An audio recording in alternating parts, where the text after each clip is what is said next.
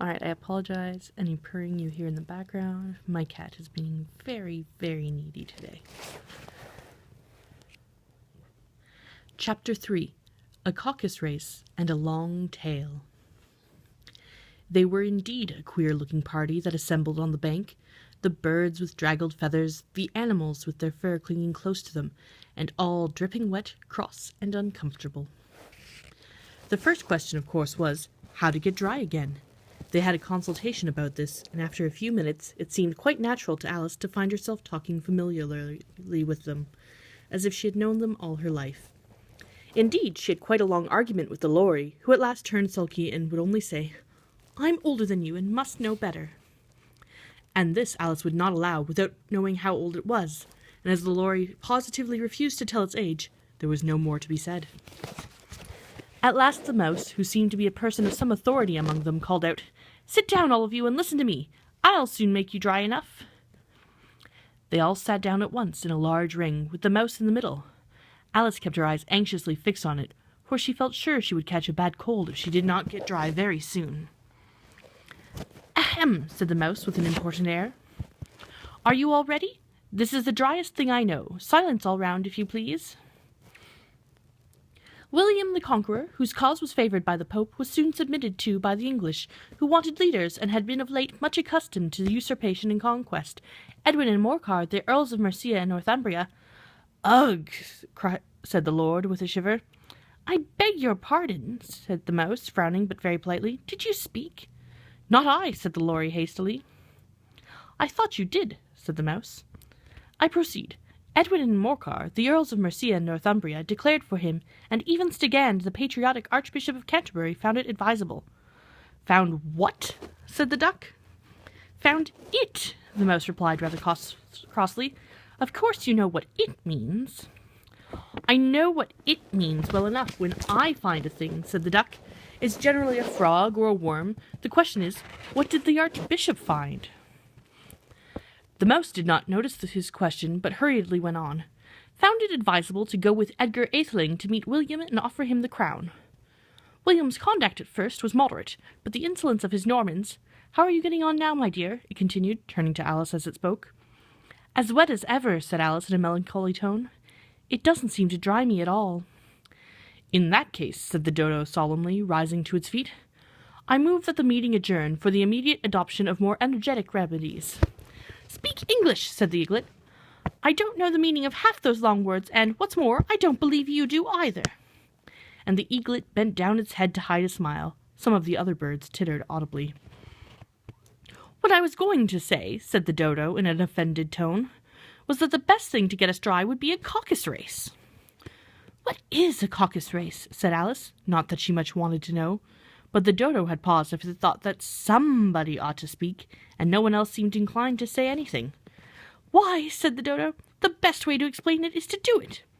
And as you might like to try the thing yourself some winter day, I will tell you how the dodo managed it. First it marked out a racecourse in a sort of circle. The exact shape doesn't matter, it said. And then all the party were placed along the course here and there. There was no 1, 2, 3 and away, but they began running when they liked, and left off when they liked, so that it was not easy to know when the race was over. However, when they had been running half an hour or so, and were quite dry again, the dodo suddenly called out, "The race is over!"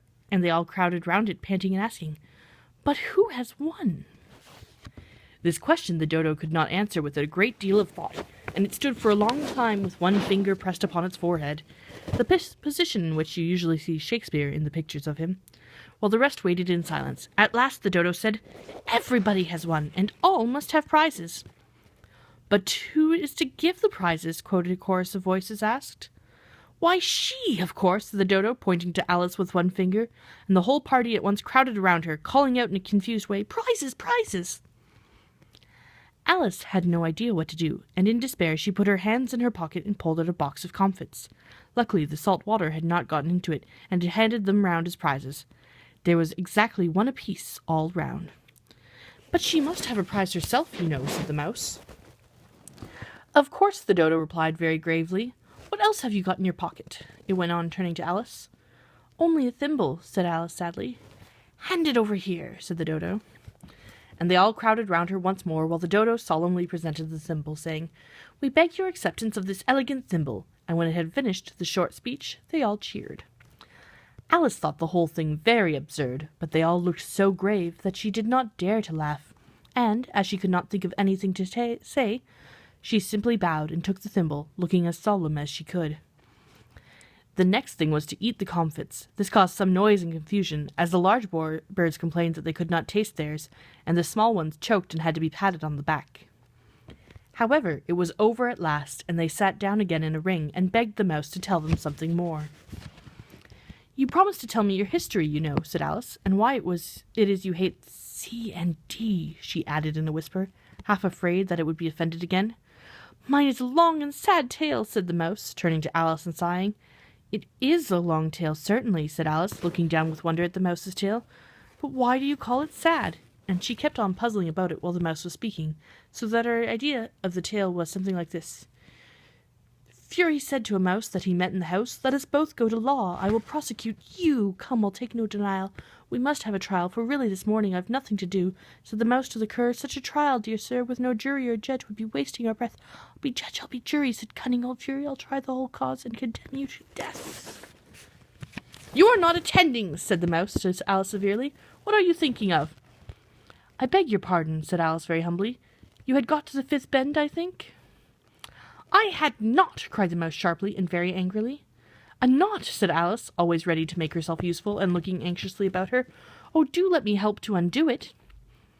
"I shall do nothing of the sort," said the mouse, getting up and walking away. "You insult me by talking such nonsense." "I didn't mean it," pleaded poor Alice, "but you're so easily offended, you know." The mouse only growled in reply. "Please come back and finish your story," Alice called after it, and the others all joined in chorus. "Yes, please do." But the mouse only shook its head impatiently and walked a little quicker.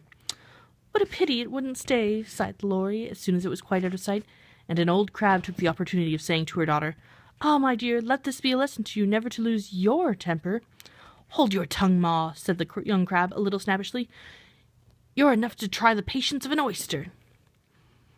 "I wish I had our Dinah here, I know I do," said Alice aloud, addressing nobody in particular. "She'd soon fetch it back." "And who is Dinah, if I may venture to ask the question?" said the Lory. Alice replied eagerly, for she was always ready to talk about her pet. "Dinah's our cat, and she's such a capital one for catching mice, you can't think. And oh, I wish you could see her after the birds. Why, she'll eat a little bird as soon as look at it." This speech caused a remarkable sensation among the party. Some of the birds hurried off at once. One old magpie began wrapping itself up very carefully, remarking, "I really must be getting home. The night air doesn't suit my throat." And a canary called out in a trembling voice to his children, "Come away, my dears, it's high time you were all in bed." On various pretexts, they all moved off, and Alice was soon left alone. "Oh, I wish I hadn't mentioned Dinah," she said to herself in a melancholy tone. "Nobody seems to like her down here, and I'm sure she's the best cat in the world. Oh, my dear Dinah, I wonder if I shall ever see you any more." And here poor Alice began to cry again, for she felt very lonely and low-spirited. In a little while, however, she again heard a little pattering of footsteps in the distance, and she looked up eagerly, half hoping that the mouse had changed his mind and was coming back to finish his story.